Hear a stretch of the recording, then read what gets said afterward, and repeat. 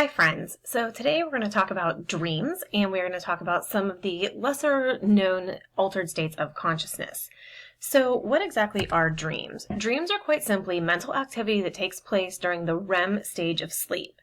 To be very clear, everybody dreams every single night. That just because you don't remember it doesn't mean that it didn't happen. As the night goes on, your dreams become longer, more vivid, and more dramatic. Most dreams are about common events and take place in real time. So if something feels like it's taking 10 minutes in your dream, it's because it's actually taking 10 minutes. Towards the end of the night, your dreams are actually taking place over about a 45-minute time span. A large part of dreams actually entail negative emotions. There's far more negative emotions involved in dreams than there are positive emotions. So the big question is, why do we dream? And the honest answer is, we don't really know, but there are a couple theories. So some believe that there's no special meaning to dreams at all, that it's simply the byproduct of what happens when brain cells are stimulated during sleep. Others believe that dreams actually aid in problem solving, and again, this goes back to the idea that most dreams are about common events or things that you are dealing with in your life currently. Some believe that dreams serve the function of memory removal, enhancing memories that need to be retained and kind of determining which memories can just kind of go by the wayside. Now, on the extreme end of things, you have Sigmund Freud, who's considered to be the father of psychology. We'll talk more about him later. But Freud believed that dreams provided insight into your unconscious, that there are things that govern our behaviors that we are not aware of, and that through our dreams, we are able to access those unconscious motivators. So he said that dreams had two levels, if you will. The manifest content is what actually happens in your dream. So what actually happens in my dream? Okay, Mr. Corbin rescues me from a burning building and I give him a hug, right? More important to Freud was the latent content. What is the symbolic meaning behind what you are dreaming? So Freud would say that fire represents like passionate love, and that really what my dream isn't about Mr. Corbin rescuing me from a burning building, that it's about my secret love of Mr. Corbin, and that in my dream, giving him a hug for rescuing me from this burning building was a safe and acceptable way of expressing my desire to have physical intimacy with him. Let's be very clear. I do not have any crush on Mr. Corbin, okay? So he said that Freud believed that dreams serve the function of wish fulfillment. That was the major function of dreams. Wish fulfillment is finding a solution to things that trouble you or that you desire, but those desires would cause you anxiety if you flat out admitted them. And he said we do this through dream work. We transfer that forbidden material, in the instance that I gave you, my secret crush on Mr. Corbin, into a non-threatening form. Okay, he saved me from a burning building, and that gives me, if someone saves me from a burning building, I'm certainly giving them a hug. There's absolutely no scientific proof to back up Freud's belief. This was just something that he believed. So if you go online and you look up dream interpretations or anything like that, please take all of that with a grain of salt, because there's absolutely nothing that backs that up. So another altered state of consciousness that we don't really talk about all that frequently is hypnosis. Hypnosis is defined as an altered form of consciousness that is resulting because your attention has been narrowed and you are also more suggestible during this time. So it's a time period where you're highly suggestible to changes in thought and behavior.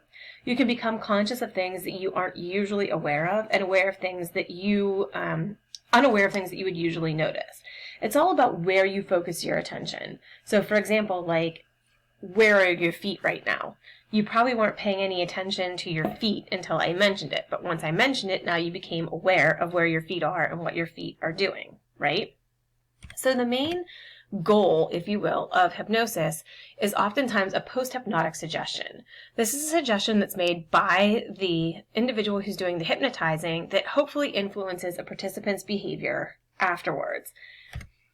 There has been speculation that hypnosis can help enhance memory. Again, there's no scientific basis to that speculation. In fact, they found that with The correct type of questioning, that results in the same degree, percentage-wise, if you will, of correct memory than as does hypnosis.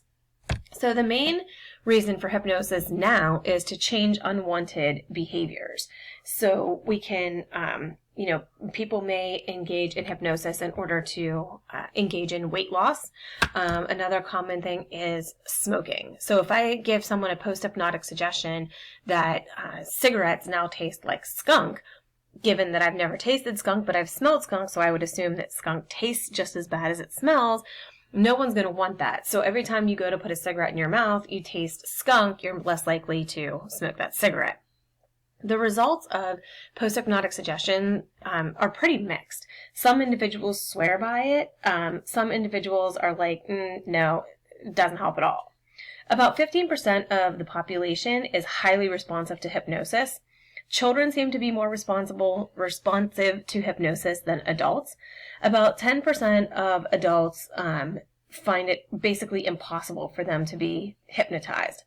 It's very important to also note here that it is commonly believed you cannot hypnotize someone, you cannot give them some type of post-hypnotic suggestion that would be outside of their moral bounds. Like, you can't make someone do something that they wouldn't be willing on some level to do to begin with. Another use for hypnosis is hypnotic analgesia, where with the use of hypnosis, you can use that to reduce pain. There have been instances of individuals who, for whatever reason, did not want to use narcotics or were unresponsive to narcotics, who through hypnotic analgesia found that their pain from like cancer treatments and whatnot was significantly reduced. And that may be the result of a reduction in anxiety and relaxation, which then reduces the perception of pain. My dad was a dentist for 40 years, and so he saw thousands of patients. In that 40-year time period and thousands of patients that he saw, he had one individual who, when he came in, would say, doesn't matter if you're filling a cavity, doing a root canal, whatever, I don't need any type of pain medication. I can just put myself into a hypnotic state and I won't feel any pain. And the guy never flinched. Do I recommend that?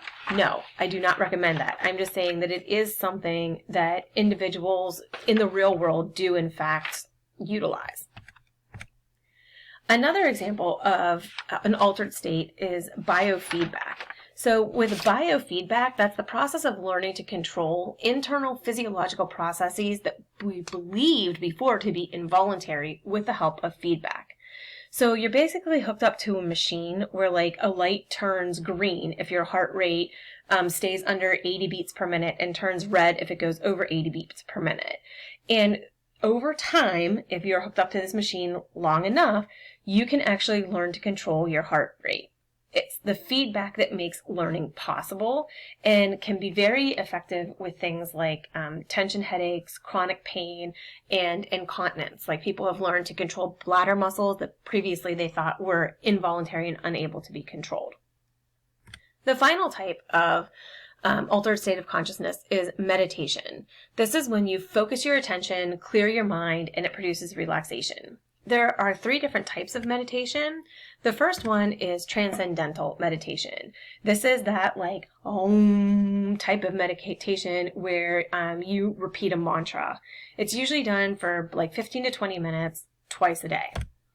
Mindfulness meditation is where you focus on the present moment. What am I feeling right now? What am I smelling right now? What am I hearing right now? Like you try to be as fully in the present as you can.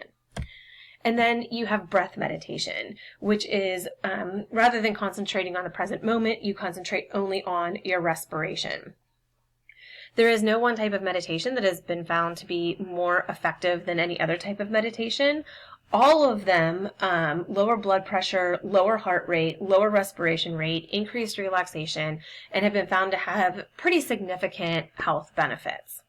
So you have no assignment for tonight. We'll pick up with the impact of hypnosis the next time we get together and whether or not someone can actually be hypnotized to become an assassin. Have a great weekend, and I will see you next week.